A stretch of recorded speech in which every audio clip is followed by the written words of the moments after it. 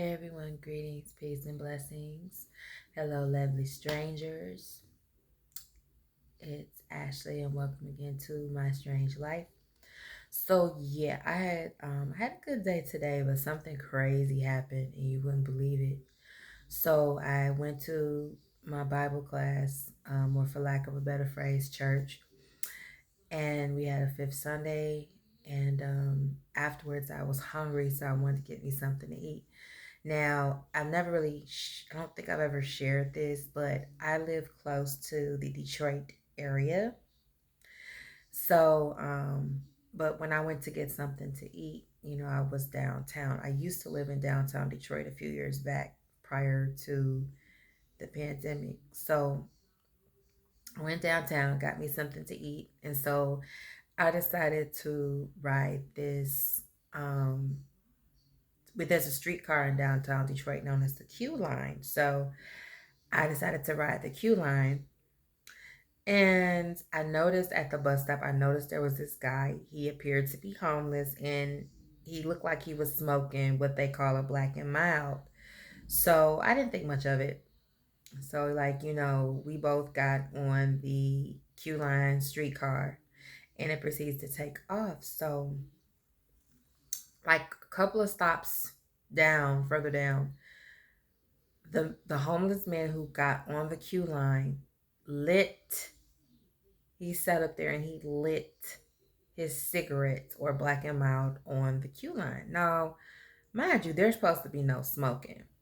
And I was wearing a mask, but I was wearing like a surgical mask, and I hear that those are not really of any good use to wear anymore. It's best to wear the KN95s, if you're going to decide to wear, if you decide to wear a mask. So I wore um the hospital mask, but I could still smell it. To me, it smelled like a cigarette, right? So, um, there was a lady sitting next to him, and she was like, "Excuse me, sir, but can you please put that out? No one wants to smell that." And so he's like, "Well, I don't have to put out anything." He was kind of like, going against what she asked or what she was saying. So he's like, I don't have to put out anything. And then I think he was off kilter. I think he was had mental issues as well. I'm not sure if it's from doing the drugs or if it runs in his family or if it's both. But so he's like, yeah, you don't tell me what to do, and I don't have to put this out. So she was like, that stuff stinks. Smells like you're smoking crack, right? So there was a guy sitting further back from where we were, and he had his wife and two daughters. So he's like, hey man, I need you to put that out. That's my kids are on here. I don't want my kids smelling that. You're not supposed to be smoking anyway. He's like, I can do what I want to do and I can smoke this, yada yada yada. So then he says, oh yeah, that crack. One thing about crack, when it's time to, or something he was saying, like, when it's time to smoke, you get that urge and you gotta smoke. And she said, excuse me, sir. So the gentleman who was sitting further back with his wife and two daughters, he got up and he went to tell the driver. The driver is in the front of the cart and she's in like a little operating compartment area where the door is closed, and there's a sign up that usually says please do not disturb the driver. But in this case he had to tell her, like, hey, there's a passenger on here who's smoking crack, and he's not supposed to be smoking at all, but he has crack. So the man pulled out a bag with two small crack rocks in it. He took one of the crack rocks out and sat it on the seat next to him. And the lady who was sitting on the other side was like, oh, hecky no. So she called the police and they were asking her, like, what address are you at? She's like, listen, it's really not an address. I'm on the queue line and we're currently, we're going down the line. So they were like, well, you got to give us some type of address. So she's like, where are we? We're like, we're on Montcalm and Woodward. So, we gave her the crossing street names.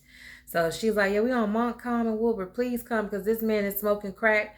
and he won't stop. There are kids on here, other people on here, and he we all have to smell this. So I'm like sitting there like shocked because it's like I'm surprised, but I'm not surprised. And I'm like, I can't believe I'm getting secondhand smoke of crack. Now, I'm telling you, people say Detroit has a reputation, and it kind of does. I have seen um, people get served crack. I have seen, I saw this one time, I saw this lady at the bus stop. This may have been sometime last year. She was this her dealer rode up. He rode his bicycle to the bus stop where she was, and he sold her some crack. She was on her way to work. I guess she was functional, and she bought a rock from him. Then when I was in Toronto, Canada, like 3 years ago, I lived there during the pandemic. I was walking down one of those streets in downtown Toronto. It wasn't too far from Queens and Spadina, but I saw this man with a pouch, and he made a drug exchange up behind this building. There was this lady, looked like she might have been on something, and I didn't know what type of drug he gave her because by the time I walked past, he had already handed her the package, and she gave him the money, and he was zipping up his money pouch. So I already know that was a drug deal.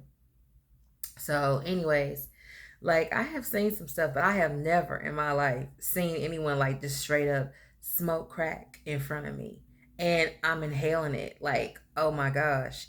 So the lady sitting next to him, she called the police. She was telling them we're on Montcalm and we're on Woodward. Can you please come? Because this man is like he keeps smoking, and so he's ranting on like, yeah, you telling on me, yada yada yada. And then this is what made me think he was mental because he was like, it's y'all black folks that want to talk and tell on me and see because I'm Indian and you want to call the police on me, y'all black folks, y'all. And the lady said, sir, it has nothing to do with that. And she was like, you're smoking crack and we don't want to smell it. She was like, take that off the bus, so off the Q line cart. So then suddenly, like, it seemed like the cops got there in no time. There were two officers, and they both stepped onto the cart, and they said, "Hey, man, you need to get off this cart." And so he's like, "Okay." So he left his lighter on the seat, and they were like, she was like, "You left your lighter," and they said, "Do you want your lighter?" She was like, "Yeah, I want my lighter." So they gave it to him. And pardon me if I pause. I have long haulers, so sometimes it takes me a moment to get my thoughts together. So we were still parked, and the police, they were, searching the man to find the rocks, the crack rocks. So there was this couple who were standing up next to me where I was sitting down on the Q line cart, and the wife was like, he has crack cocaine in his shoe. It's in his shoe. And then the lady who was sitting down next to the homeless guy who was doing the crack, she was like, "Yep, it's in his sock. Look inside of his sock." They said, "Yeah, it's inside of his sock." So they continued to search, and they found the crack rock, and we pulled off. And I'm like, OMG, that was so wild. Like, I had seen some crazy stuff, but like I said, I have never seen anyone just flat out just pull out a blunt filled with crack and just smoke it in front of me. It wasn't a crack pipe, but he had it inside of a Black and Mild, the crack. So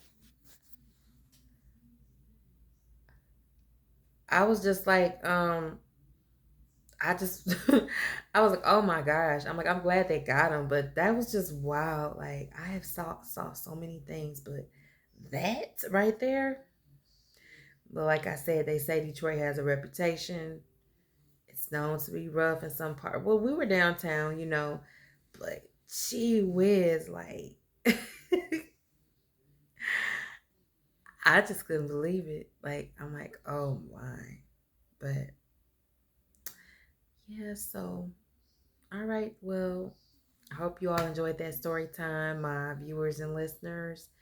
Thank you to all those who are listening to me or those who've subscribed to my channel. I appreciate your support. And until next time, my lovely strangers, peace. Bye.